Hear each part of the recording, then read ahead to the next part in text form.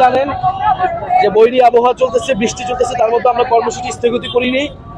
আমাদের যে পূর্ব ঘোষিত যেখানে যে কর্মসূচিটি ছিল সেটা করে যাচ্ছি। মেহেরপুর সম্পর্কে আপনারা শুনলেন, বাংলাদেশের অন্যতম সবচেয়ে ক্ষুদ্র জেলা, আয়তনে ছোট হলেও এর একটি ঐতিহাসিক গুরুত্ব রয়েছে। এই মেহেরপুরের বৈদ্যনাথ তলাতেই বাংলাদেশের যে অস্থায়ী সরকার মুক্তিযুদ্ধকালীন সেই সরকার গঠিত হয়েছিল, শপথ গ্রহণ হয়েছিল, বাংলাদেশের স্বাধীনতার ঘোষণাপত্র পাঠ হয়েছিল।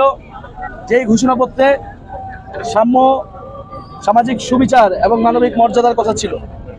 আমরা ৭১ সালে এই মেহেরপুর থেকে সেই ঘোষণাপত্র পাঠ করেছিলাম। একটি স্বাধীন বাংলাদেশের স্বপ্ন নিয়ে বাংলাদেশ যাত্রা শুরু করেছিল, কিন্তু বাংলাদেশ রাষ্ট্র বিনির্মাণ হয়নি, রাষ্ট্রের প্রতিষ্ঠানগুলো আমরা গড়ে তুলতে পারিনি। মুজিববাদী সংবিধানের মাধ্যমে মুক্তিযুদ্ধের আকাঙ্ক্ষাকে নস্যাৎ করে দেওয়া হয়েছিল এবং বাংলাদেশের ৫৪ বছরেও আমরা সেই সমস্যা দূর করতে পারিনি।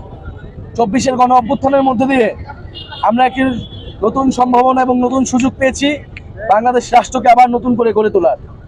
সেই রাষ্ট্র গড়ে তোলার লড়াই করছে এনসিপি এবং গণ অভ্যুত্থানের মধ্যে দিয়ে যেভাবে স্বৈরাচারের পতন ঘটেছে, জাতীয় নাগরিক পার্টি এবার বাংলাদেশকে নতুন করে গড়ে তুলবে। সেই যে স্বাধীনতার ঘোষণাপত্রে আমাদের আকাঙ্ক্ষা ছিল, ২৪-এর গণ অভ্যুত্থানে যে বৈষম্যহীন বাংলাদেশের আকাঙ্ক্ষা ছিল, সেই আকাঙ্ক্ষাকে বাস্তবায়ন করবে এই গণ অভ্যুত্থানের নেতৃবৃন্দ, জাতীয় নাগরিক পার্টির নেতৃবৃন্দ। ফলে মেহেরপুরের থেকে যে স্বাধীনতার ঘোষণাপত্রের ডাক এসেছিল, আমরা চাচ্ছি নতুন করে জুলাইয়ের ঘোষণাপত্র তৈরি করতে।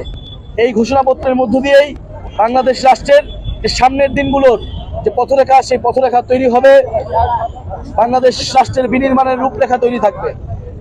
আমরা আমাদের এই পদযাত্রা চলমান রাখবো। ঝড় বৃষ্টি যতই বিপত্তি বাধা আসুক না কেন, এই পদযাত্রা ৬৪ জেলায় পৌঁছাবে এবং ৩ আগস্ট শহীদ মিনারে ইস্তেহার ঘোষণার মধ্যে দিয়ে এই পদযাত্রা সমাপ্তি হবে।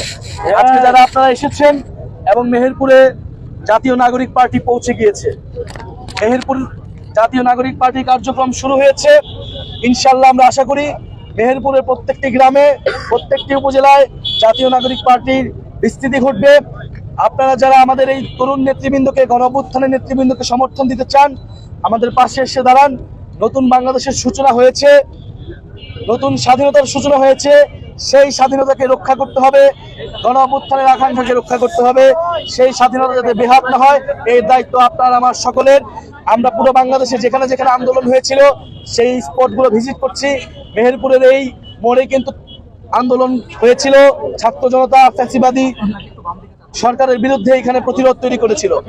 আমরা আজকের এই স্থান থেকে সে মুক্তিকামী, সে বিপ্লবী ছাত্র জনতাকে স্মরণ করছি, যারা আহত হয়েছিল, আহতদের প্রতি শ্রদ্ধা জানাচ্ছি এবং তাদের সুস্থতা কামনা করছি। ইনশাল্লাহ আপনাদের সাথে আমাদের এই পথযাত্রায় আবারও দেখা হবে অন্য কোনো জেলায়।